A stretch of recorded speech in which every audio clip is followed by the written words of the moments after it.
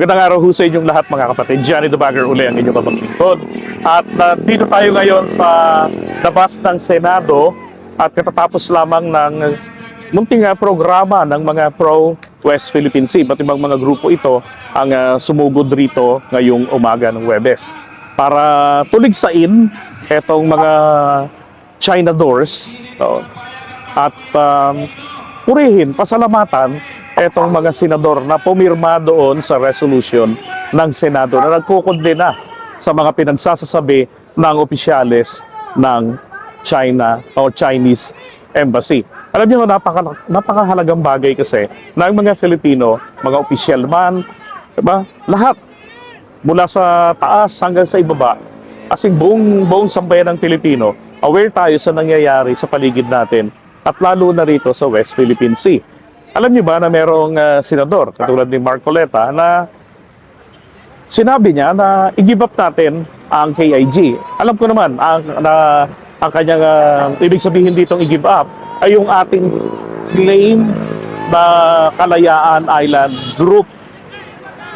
Alam niyo, gaya nga ng mga naunang nabanggit ko, wala ho tayong option para mamili kung alin ang ipaglalaban natin. Kung ang KIG o ang WPS. Alam niyo bang mas mabigat po ang KIG o ang Kalayaan Island Group kung ang pagbabasihan natin yung batas, yung PD 5096 na ginawa ni Ferdinand Marcos Sr. noong panunungkulan niya bilang Pangulo ng Pilipinas, 1978. Kasi yun, itinuturing natin itong territory. Totoo naman din na ang Kalayaan municipality or yung Kalayaan Island, ito po ay labas, nasa 270 nautical miles. Samantalang ang West Philippine Sea o ang exclusive economic zone ng Pilipinas mula sa baseline ito ay nasa 200 nautical miles lamang ayon po sa standard na pre-provide ng UNCLOS. Pero alam niyo ba na meron pong isa pa tayong basihan na nagpapalakas ng claim natin sa KIG? Ito yung 2024 na petition ng Pilipinas sa UN para sa extension ng continental shelf natin. At yun ay magiging sapat para i-cover ang Kalayaan Island Group. Ito yung regime of islands. At saka isa pa, bakit sasabihin pa ng isang senador na i-give up ito? Maliwanag na ito ay teritoryo na ng Pilipinas. We can consider it as overseas territory ng Pilipinas. Katulad ng Amerika, sa Guam, diba? Doon sa Hawaii, na hindi nakadikit sa kanila, malayo sa kanila. Ganun. Diba? Ang UNCLOS, wala man itong pre-provide na 200 nautical miles doon sa Kalayaan, sa Pag-asa Island. Pero, meron naman itong 12 nautical miles. Ayos na rin yun. At nagagawa natin ang ating soberanya. Nakakapagpatupad tayo ng ating mga batas doon. Nakakapag-gobyerno tayo. Diba? So, hindi ho marapat na yan ay sinasabing i-give up natin para lamang for the purpose na makapaggawa ng coordinates ng mga features natin na sakop ng West Philippine Sea. Yung binigay na lamang mismo ng UNCLOS kung saan yun ang limitasyon. Maliwanag na yun Diba? At meron na rin nga tayong mga claims dyan.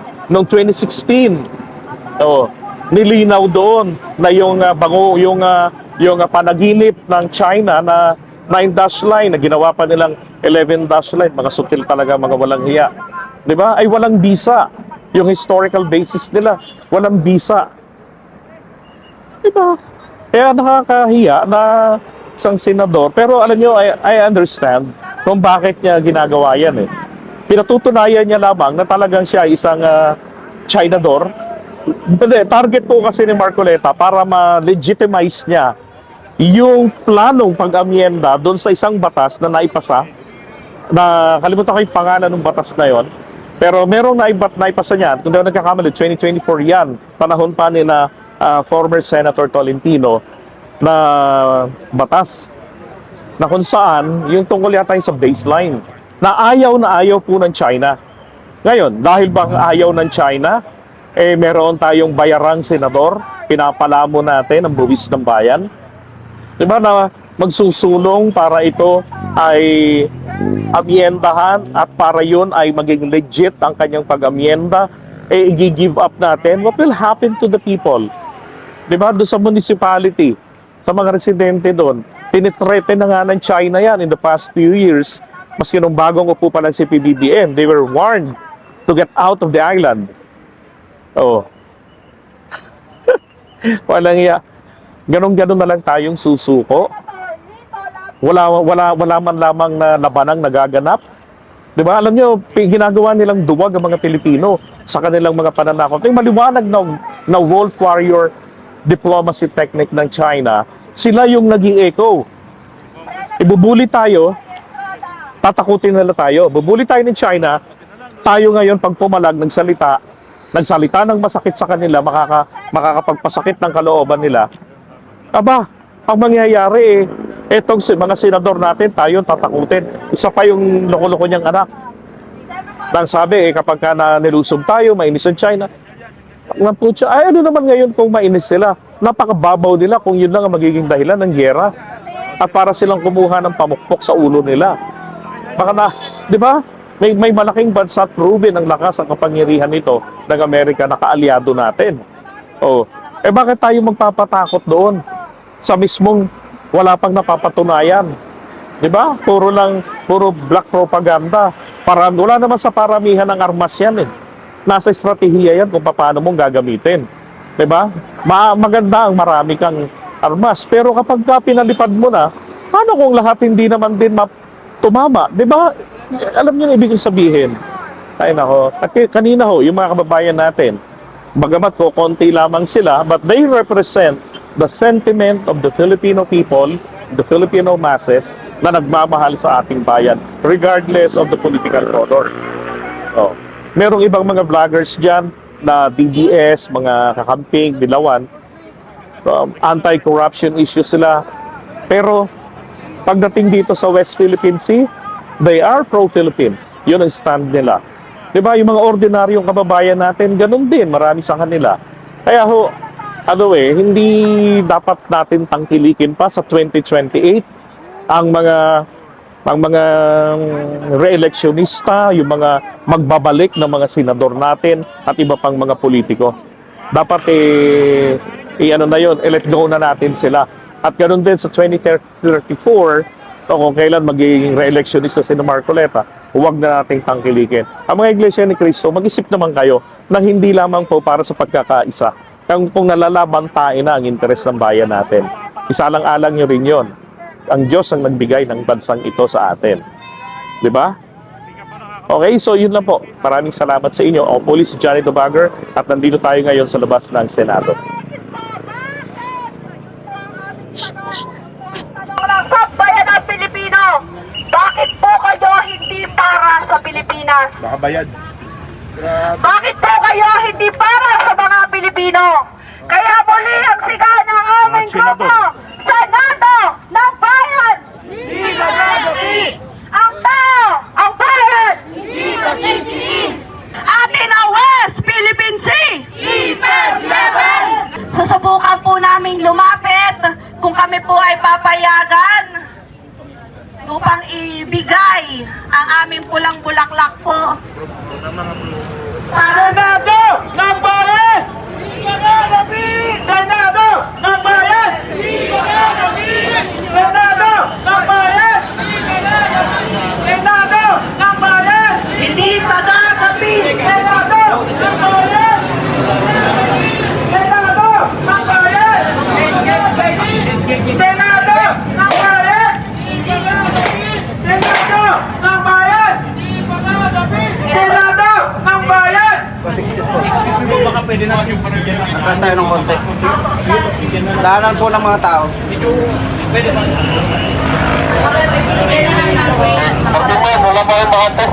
Sumisimbolo po mula muli itong aming pulang bulaklak bilang buwan ng pag-ibig, pag-ibig para sa ating Pangulo, pag-ibig sa ating mga senador, pag-ibig sa lipunan ng Pilipinas, sa sambayan ng Pilipino. Ngunit sa kasamaang palad po, hindi tayo pinayagan. Ito na lang po natin ibibigay sa tapat upang ang Senado po natin ay mapuno ng pag-ibig para sa Pilipinas at para po sa mga Pilipino. Mga kasama, tapat po. Diyan na lang sa may harap ng sabi, over. Nalalapit na kami naman, ha?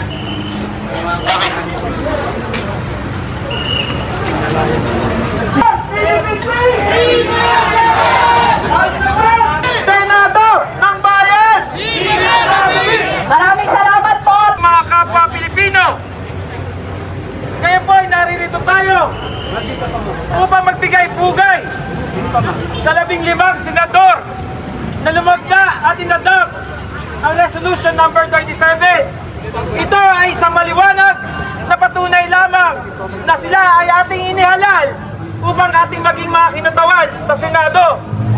Partikular at ipinaglalaban ang ating karapatan sa West Philippine Sea. Kaya sabay-sabay natin isigaw, atin ang West Philippine Sea! Atin ang West Philippine Sea! Ipaglaban! Senado ng Bayan! Hindi pagagabi! Maraming salamat po! At ngayon naman po, ay narito ang ating kasamang Stephen para sa kanyang pagsasalita po.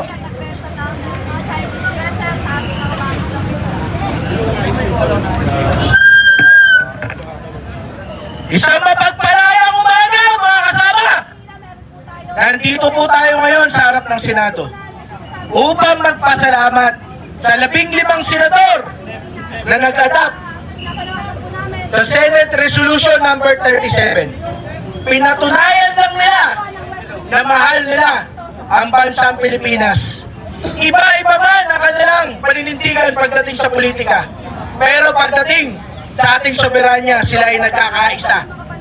Pero sa siyang naman po, na tinaguri ang mga senador ng mga Pilipino, nagpapasalamat din po kami sa inyo. Bakit kamo? Pinakilala nyo lang ang inyong tunay na kulay. Magbabayad po kayo sa 2028 sa mga tatakbo dyan. Sisiguraduhin namin maniningil kami sa inyo. Lalong-lalo na sa iyo, Senator Marcoleta. Of all the senators that did not adopt the Senate Resolution 37, Alam mo kung bakit? Naging abogado ka na ng mga Chino. Ito ang amo ko sa'yo. Kung talagang hindi totoo ang sinasabi mo, ay pinagtatanggol mo ang China. Isa ka pang babatas. Ang anak mo ay magbabatas. Bakit hindi kayo magpanukalan ng batas na mas lalo magpapatibay sa ating karapatan sa West Philippine Sea? Pinumuna mo ang mga butas? Bakit di mo takalan? Mr. Marcoleta, at sa iyo, Senator Robin Padilla, isa ka ba? Sinasabi mong weak ang mga kabataan. Agree ako sa iyo. Weak sila dahil pinoto ka. Kaya sa 2028, kung ikaw ay tinutupad at tatakbong muli, ipapakita sa iyo ng mga kabataan kung gaano sila kalakas dahil hindi ka nila ipupotong muli. Sa iyo, Paulo Marcoleta, mali pa ang sungay mo dyan sa Kongreso.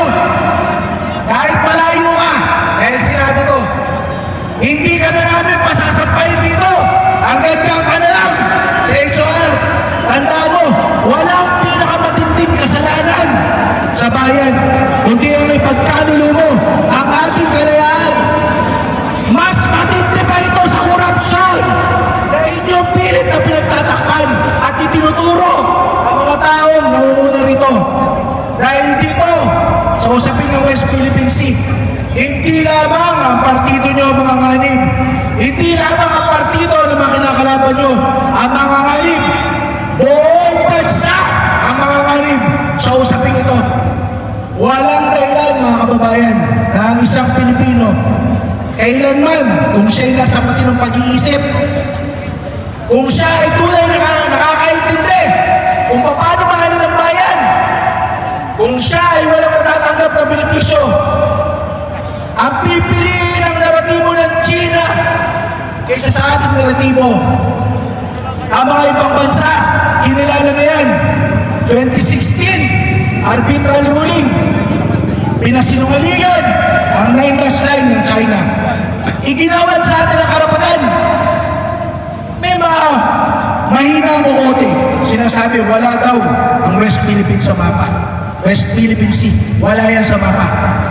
Hindi ang pangalan ng ating karapatan sa West Philippine Sea, kundi ang economic zone, ang EEZ, ang exclusive economic zone. Tandaan nyo yan, mga kababayan. Kaya sa mga senador na ito, na hindi inadap ang resolution number 37, pagpatuloy nyo lang po yan. At kakain po kayo ng maraming hopya sa susunod na halalan.